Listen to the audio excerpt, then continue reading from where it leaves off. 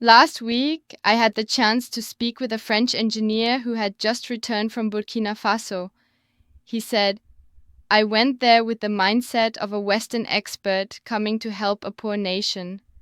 But what I saw there left me stunned. Ibrahim Traoré and the people of Burkina Faso are doing things that we in Europe would never even dare to think of. The story he told me was truly incredible. To understand why this is so shocking, we have to go back to 2020. Burkina Faso was one of the poorest countries in the world, with 80% of its population living on subsistence agriculture and a per capita income of just $850 per year. The country faced three severe, intertwined crises. First was a security crisis, with constant terrorist attacks that had displaced over 2 million people, accounting for 10% of the country's population. This had been ongoing for 10 years since 2012, with farmers and students in rural areas as the primary victims. Second was an economic crisis, with youth unemployment reaching a staggering 70%, creating a massive population of young people with no jobs and no hope for the future. Third was a crisis of faith, as the people had completely lost trust in the government after a series of corruption and scandals. The long-term consequence was the risk of the country becoming a failed state, with projections that social stability could not be maintained without strong intervention. The opportunity cost was the loss of a talented young generation and the nation's entire development potential. For decades, experts from the World Bank and the IMF asserted that foreign aid and Western-style reform programs were the only path forward. They presented numbers, reports, and recommendations that seemed irrefutable. They were dead wrong until Ibrahim Traoré appeared and completely changed the game. Ibrahim Traoré is not a typical politician or a Hollywood celebrity. He is a 34-year-old young officer from a poor farming family in rural Burkina Faso. Trained at the National Military Academy, he holds a bachelor's degree in geology and had worked in the mining industry before joining the army. His standout characteristics are his humble, approachable personality and a clear strategic vision for the country's future. The context of his rise to power took place on September 30th, 2022, through a military coup that was enthusiastically supported by the people. The circumstance was that the previous government was completely helpless in the face of the security situation and could not meet the people's expectations. The initial reaction from the European Union and France was condemnation and threats of sanctions, while neighboring countries like Mali and Niger expressed their support. When Ibrahim Traoré assumed the position of president of the Patriotic Movement for Safeguard and Restoration, his first message was simple yet resolute. Burkina Faso will no longer be a place where others decide our fate. We will write our own story with our own hands and our own minds. But unlike the empty promises of previous politicians, Ibrahim Traoré had prepared a concrete, scientific, and achievable plan. Phase 1 was purification and stabilization within the first 6 months. The goal was to re-establish social order and eliminate corrupt elements by dismissing 40% of senior officials showing signs of corruption. The methods included a comprehensive audit of public assets and strengthening border security. The necessary resources were the mobilization of the army and local militias, with the expected outcome of a 50% reduction in terrorist attacks. Phase 2 was construction and development in the following 12 to 24 months. Building on the achieved security stability, the scale would be expanded by launching major infrastructure projects carried out by the people themselves. The anticipated challenge was a lack of investment capital, which would be solved by mobilizing domestic resources and optimizing mining taxes. Phase 3 is independence and prosperity in the next 3 to 5 years. The long-term vision is to turn Burkina Faso into a nation fully self-sufficient in energy, food, and basic technology. The international impact would be to become a development model for other African countries, ensuring sustainability by building strong and transparent institutions. And the most important thing that made all the difference, Everything would be done by the people of Burkina Faso, with the resources and intellect of Burkina Faso. No aid from the World Bank, no loans from the IMF, no dependency on Western technology, no need for foreign experts. And then, on October 15th, 2022, the miracle began. October 15th, 2022 will be recorded as the day Burkina Faso changed forever. There were no loudspeakers urging people on, no top-down propaganda, no threats or coercion. There was only a simple message passed from mouth to mouth, from village to village. Let's clean up our homeland together and build a future for our children. The people's reaction was immediate and more powerful than even Ibrahim Traoré could have imagined. In Kadiogo province, surrounding the capital Ouagadougou, thousands of people spontaneously gathered from early morning to clean the main roads and public areas. The number of participants reached 50,000 on the very first day. The tools and materials they used were simple: hoes, shovels, brooms, trash bags, and homemade wheelbarrows. The immediate result was 200 tons of waste collected and processed within 8 hours. The working spirit was euphoric and united, like a community festival. In Bobo-Dioulasso province, the country's second largest economic center, a special feature was the active participation of local merchants and businesses. A 45-year-old street vendor named Fatou Sanogo shared, "For the first time in my life, I see people from all walks of life working together not for money or personal gain. We do it because we believe in a better future for our children." A touching detail was that many families brought their young children along to teach them about patriotism and community responsibility. A local challenge was that the area had many clogged drainage channels, but this was resolved by organizing specialized teams with guidance from experienced individuals. In the Sahel province in the north, an area heavily affected by terrorism, the scale of activities was smaller but incredibly significant, with 15,000 participants. The unique contribution of this region was its experience in community security organization, which helped ensure safety during the cleanup activities. They connected with other regions through a radio communication system and shared supplies and equipment. What was astonishing was not just the scale or speed, but the spontaneous spirit of unity among the people. The story of Amadou Ouedraogo, a 38-year-old mechanic in Ouagadougou, brought tears to many eyes. He lived with his wife and 3 children in a small house on the outskirts, with an income just enough to cover daily life. But when he heard about the cleanup campaign, he spent his entire weekend participating. He said, "I may not be rich in money, but I am rich in will." If each of us contributes a little bit of our strength, we can change the entire country.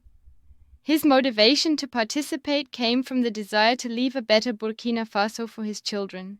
But the cleanup campaign was not just about emotion or spirit. It was about science, organization, and operational efficiency. The distribution system was organized in a decentralized model from the central level down to the province, then to the district and commune, ensuring all areas were covered. The division of labor was based on the principles of voluntarism and capability, with specialized teams for collection, transportation, and waste processing. Coordination was managed through local team leaders and a system of hourly progress reports. Conflict resolution was handled through councils of elders and the principle of consensus, prioritizing the common good over individual interests. Simple technology was used, including mobile phones for communication, bicycles and motorcycles for transport, and traditional labor tools. Available resources were utilized by reusing recyclable materials and turning waste into compost for agriculture. Innovation was demonstrated through the creation of trash collection carts from local materials and the design of scientific, easy-to-process waste collection points. Information was shared through a community media network and regular meetings at the village and commune levels. Quality assurance was ensured by establishing cross-checking teams between areas and applying uniform standards of environmental hygiene. Measurement and tracking were done by recording the daily volume of collected waste and the number of participants in each activity. The feedback and improvement process was continuous through weekly review meetings and adjustments to working methods. Transparency and accountability were guaranteed by publicizing all data and allowing citizens to monitor every stage. A specific example from the Baski district in Ouagadougou, a group of 200 women merchants self-organized to clean the central market. They started at 5 a.m., dividing into 4 small groups, each responsible for a specific area. The biggest challenge was the completely clogged drainage system, which created a foul smell and an unhygienic environment. The solution was to mobilize more men with construction experience to repair the drainage system, while also contacting local authorities for material support. The measured results after 3 days of work showed a completely clean market, a functioning drainage system, and 15 tons of waste collected. The number of customers visiting the market increased by 40% compared to before. The work was completed 2 days ahead of schedule thanks to the active participation of the community. Mrs. Aminata Zungrana, 52, the leader of the Women Merchants Group, shared, "Since I was born, we have never seen the market this clean. Not because the government forced us, but because we voluntarily did it to make our own lives better. Now, every morning I wake up to go to work, I feel proud of where I live and work. This is the first time I believe we can change our own lives without waiting for anyone else." November 2nd, 2022 will be forever remembered in the history of Burkina Faso and perhaps the world. It was the day the Burkina Faso phenomenon was officially recognized by the international community. In just 18 days, the entire country underwent a complete transformation in its urban appearance and community spirit. This is important because it proved that African people can self-organize and execute large-scale projects without external intervention. The numbers speak for themselves. The total volume of waste collected and processed increased from 50 tons per day to 2,000 tons per day for 18 consecutive days. The number of people directly participating in the cleanup activities exploded from an expected 100,000 to an actual 3.2 million, equivalent to 15% of the country's population.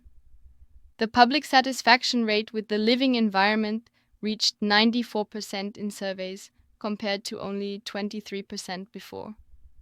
Compared to the initial forecast that it would take 6 months to fundamentally improve the urban environment, it actually took only 18 days to achieve results that exceeded all expectations. But the most impressive figure was not the dry statistics, but the change in spirit and national pride. For the first time in decades, the people of Burkina Faso felt they could control their own destiny. Trust in the community's collective ability was fully restored, creating a foundation for the next steps of development. Ibrahim Traoré on site shared with an emotional voice, "Today I see clearly that the true strength of Burkina Faso lies not in the gold or diamonds underground, but in the hearts and hands of our 22 million people. When we are united, nothing can stop us from building a better future for our children.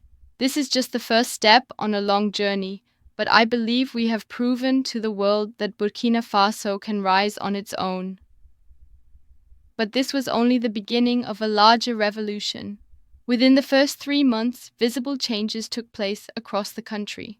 Economically, GDP grew by 2.1% in the first quarter alone, mainly from increased small-scale trade and domestic tourism. Youth unemployment dropped from 70% to 45% thanks to community-initiated infrastructure projects. The export value of agricultural products increased by 15% due to improved product quality and a more positive national image. Foreign direct investment from other African countries increased by 300%, mainly in renewable energy and mining. A before and after comparison shows that per capita income rose from $850 to $950 in just 3 months, the fastest increase in the country's modern history. In terms of social life, people could feel a tangible change in their daily lives. Commuting became easier due to clean roads and better organized transportation systems. The school attendance rate for children increased from 61% to 78% as schools became cleaner, safer, and the learning spirit improved. The public health system operated more effectively, with child mortality rates decreasing by 12% and average life expectancy increasing by 1.5 years. The security situation improved significantly, with a 60% reduction in terrorist attacks and a 35% drop in urban crime rates. Mamadou Sanogo, a 34-year-old farmer in Yatenga province, shared, "Before, I was afraid to travel far from home because of the insecure situation. Now I can go to distant markets to sell my produce without worry. My family's income has doubled." Fatimata Ouattara, a 28-year-old teacher in Bobo Dioulasso, said, "Students are attending class more regularly and are more enthusiastic about learning. They are proud of their country and have bigger dreams for the future." Psychologically and spiritually, the most important change was in how people perceived themselves and their future. The people of Burkina Faso no longer saw themselves as victims of circumstance, but as masters of their own destiny. Trust in the government surged from 15% to 87% in opinion polls, while mutual trust between communities was also significantly strengthened. Observed behaviors include people voluntarily maintaining environmental hygiene, actively participating in community activities, and willingly contributing their efforts to joint projects. A new culture was formed, the Burkina spirit, a combination of national pride, a spirit of unity, and a determination for self-reliance. A specific example is the story of Salif Bansay, a 42-year-old carpenter in Koudougou. "Before, I only thought about earning enough to feed my family. Now I think about how to contribute to the community and leave a good legacy for my children and grandchildren. My life has completely changed because I feel like I am an important part of a larger story." This is not just a short-term success or a temporary phenomenon. Ibrahim Traoré has a very clear and scientific long-term vision for the country's future. The second phase, in the next 6 to 12 months, focuses on a plan to expand the Burkina Spirit model to the entire territory, including remote areas and those with security problems. The specific goals are to achieve 100% coverage of community projects and reduce youth unemployment by 80% before December 2023. Anticipated challenges include maintaining community momentum after the initial euphoric phase and effectively managing growing resources. The proposed solution is to build a system of incentives and recognition for community contributions while strongly decentralizing power to local governments. Resource allocation will be optimized by reinvesting 70% of mining revenues into community development projects. The third phase, in the next 2 to 5 years, has a greater ambition: to turn Burkina Faso into the Singapore of Africa, a small nation with a significant role in the region and the world. International influence will be expanded by sharing its development model with other countries and becoming a training center for community development for all of Africa. Technological development will focus on solutions appropriate for local conditions, especially in agricultural technology, renewable energy, and community health. Institution building will include establishing universities specializing in sustainable development management and research institutes on African solutions for African problems.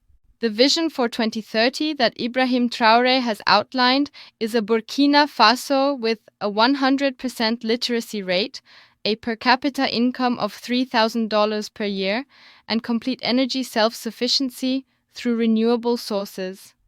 Its position in the region and the world will be as a hub connecting North and South Africa and an important bridge in Africa-Asia trade. The quality of life is projected to reach a level equivalent to upper middle-income countries with modern health, education, and infrastructure systems.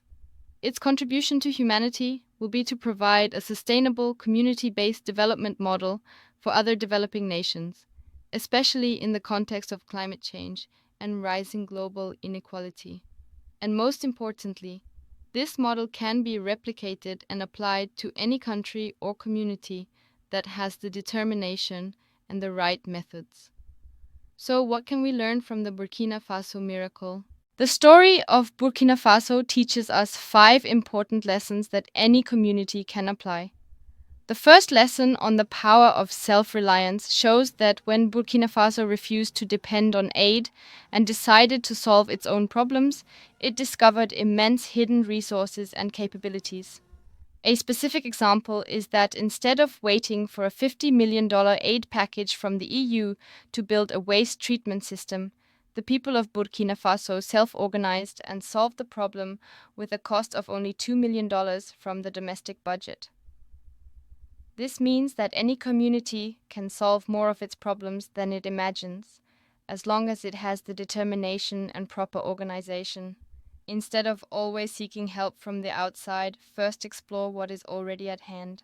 The second lesson on the value of unity shows that Burkina Faso's success did not come from a single genius, but from the collective power of 3.2 million people working towards a common goal. A specific example is that during the cleanup campaign, no one was forced, but everyone voluntarily participated because they understood that the community's success was also their own.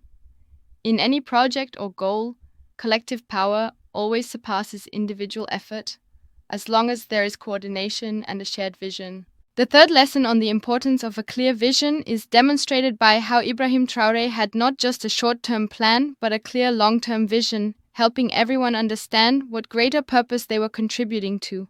A specific example is that every citizen participating in the cleanup understood they were not just cleaning the streets, but building the foundation for a prosperous and self-reliant Burkina Faso. This teaches us that any effort for change needs a grand narrative, an inspiring vision that makes people willing to contribute.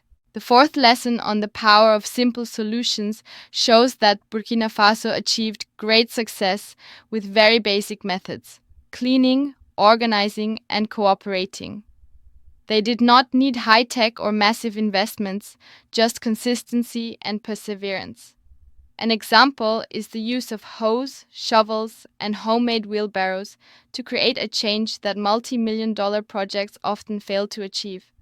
This reminds us that sometimes the best solution is the simplest one, which can be implemented immediately with existing resources. The fifth lesson on the importance of execution shows that what set Burkina Faso apart was not its plans or ideas, but its ability to turn ideas into concrete action. While many countries have grand development strategies on paper, Burkina Faso proved that success comes from a persistent step-by-step implementation every day.